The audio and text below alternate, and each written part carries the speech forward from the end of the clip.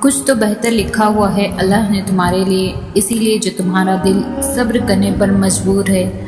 کوئی تو بات ہے جو تمہارا دل اتنے آنسو بہانے کے بعد بھی مطمئن ہو جاتا ہے۔ اگر تمہاری زندگی اندھیروں میں ہی رکھنی ہوتی تو اللہ تمہیں روشنی کے خواب کیوں دکھاتا؟ تم مانگو اس سے، وہ تمہاری پکار سننا چاہتا ہے۔ اللہ بے خبر نہیں تم سے، اس کا تو تمہارے دل میں بسیرا ہے۔ تمہارا کام صرف دعا کرنا ہے، وسیلے اللہ خود بناتا ہے۔ ہو سکتا ہے اس آزمائش کے ذریعے اللہ تمہیں اس چیز کے لیے تیار کر رہا ہو جو تم مانگ رہے ہو، جس کی بھیک اللہ سے تم کئی بار مانگ چکے ہو، دعاؤں کے ذریعے روتے ہوئے، گڑ گڑاتے ہوئے۔ دیکھنا بہت جلد تمہارے لیے عطا کے دروازے کھلیں گے، کیونکہ اللہ بے خبر نہیں تم سے، اس کا تو تمہارے دل میں بسیرا ہے۔ تم مانگو تو صحیح، تم مانگو تو صحیح، وہ تمہیں نوازنے کے لیے تیار ہے۔ پریشان کیوں ہوتے ہو؟ پریشان کیوں ہوتے ہو جب تمہارے پاس اللہ ہے جو پوری کائنات کا مالک ہے، تیرا میرا سب کا مالک، کن کا مالک ہے، معجزوں کا بادشاہ ہے۔ کبھی زندگی میں اگر کوئی راستہ نظر نہ آ رہا ہو تب سب اللہ پر چھوڑ دینا چاہیے، کیونکہ اس کے پاس ہر چیز کا کوئی نہ کوئی راستہ ضرور ہوتا ہے۔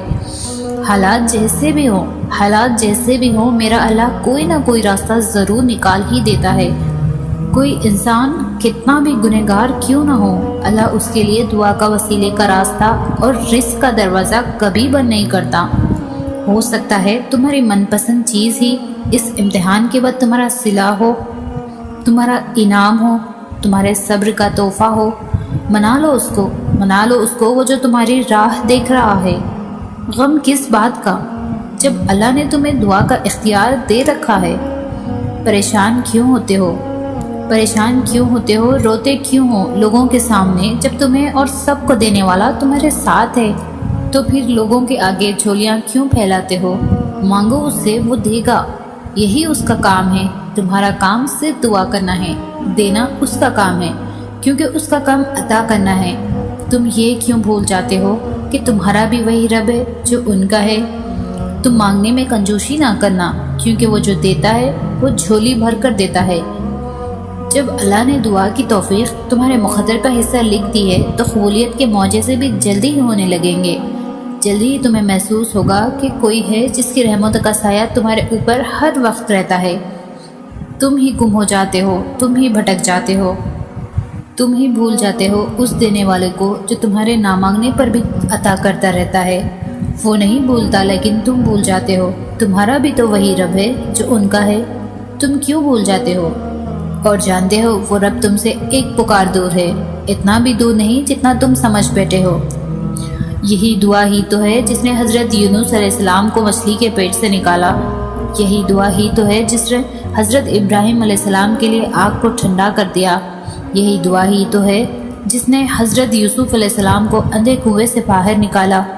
یہی دعا ہی تو ہے جس نے حضرت موسیٰ علیہ السلام کے لیے سمندر کے درمیان راستہ بنا دیا۔ یہی دعا ہی تو ہے جو تمہیں اللہ کے قریب کرتی ہے، اللہ سے مخاطب کرنے کا ذریعہ بناتی ہے۔ یہی دعا ہی تو ہے۔ دیکھنا تم اپنی دعاؤں سے وہ بھی پالو گے جو تمہارا نہیں۔ تم بس صبر کرو اور دعا کرنا کبھی مت چھوڑو۔ تم بس حالات سے نا امید مت ہونا، کیونکہ معجزے یقین والوں کے لیے ہوتے ہیں، اور یاد رہے ہر روز ہوتے ہیں، لیکن اس کے ملنے کا وقت تمہارے سوچے ہوئے وقت سے مختلف ہوتا ہے۔ کیا پتہ اگلے پل ہی اللہ نے تمہارے لیے نیا دروازہ کھولنا ہو، کیا پتہ اس دیری میں تمہاری ہی بہتری ہو، کیا پتہ اگلی دعا سے تمہارا نصیب بدلنا ہو، کیا پتہ یہ ٹوٹی ہوئی امید تمہیں اللہ سے جوڑنے کا ذریعہ ہو، کیا پتہ اللہ بس کن کہنے ہی والا ہو، کیا پتہ یہ پل آزمائش کا آخری پل ہو، کیا پتہ اس پریشانی کے بعد اللہ کی مدد آنے والی ہو، کیا پتہ اس پریشانی کے بعد جو ابھی جھیل رہے ہو، جس میں بہت زیادہ مایوس ہو چکے ہو، اللہ کی مدد آنی ہو۔ تو تم مایوس مت ہونا، دعا مانگنا کبھی مت چھوڑنا، کیونکہ یاد رکھو مانگنے کی شدت سے ہی تو قبولیت کی جوڑ جڑی ہے۔ اور تم یہ بھی یاد رکھنا اللہ کی قدرت تمہاری ناممکن دعاؤں سے بہت بڑی ہے۔ تمہیں یاد ہونا چاہیے کہ پیاس سے گزار کر ہی تو اللہ نے حضرت حاجرہ کو زمزم کے چشمے تک لایا تھا۔ تمہیں یاد ہونا چاہیے کہ کتنے انتظار کے بعد اللہ نے حضرت یعقوب علیہ السلام کو حضرت یوسف علیہ السلام سے ملوایا تھا۔ تمہیں یاد ہونا چاہیے حضرت نوح علیہ السلام کے لیے تو اللہ نے طوفان کے ذریعے مدد بھیجی تھی۔ تم بس اپنی امید اور اپنے یقین کو برقرار رکھو۔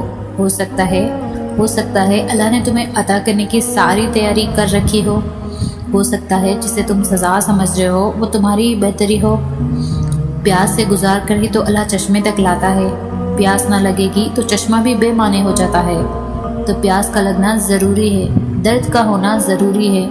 درد نہیں ہوگا، تکلیف نہیں ہوگی، پریشانیاں نہیں ہوگی تو خوشی کا مزہ کیسے لوگے؟ رحمتوں کا مزہ کیسے لوگے؟ اللہ کی رحمتوں کے معجزے اچانک سے تھوڑی نہ ہوتے ہیں۔ معجزوں کے لیے تو تمہیں آزمائشوں سے گزارا جاتا ہے۔ ہو سکتا ہے منزل تک پہنچنے کے لیے تمہارا بھی اس آزمائش سے گزرنا ضروری ہو۔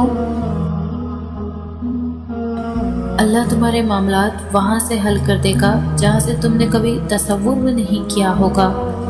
بس امتحان ہے، ایسا امتحان جہاں خوشیاں بھی ہیں اور غم بھی ہیں، جہاں یقین بھی ہے اور خوف بھی ہے۔ تمہیں لگتا ہے کچھ بھی ٹھیک نہیں ہو رہا، مگر تم نہیں جانتے کہ جو ہو رہا وہی بہتر ہے۔ تم غلطی کر سکتے ہو مگر جو تمہیں لایا ہے وہ تمام غلطیوں سے پاک ہے۔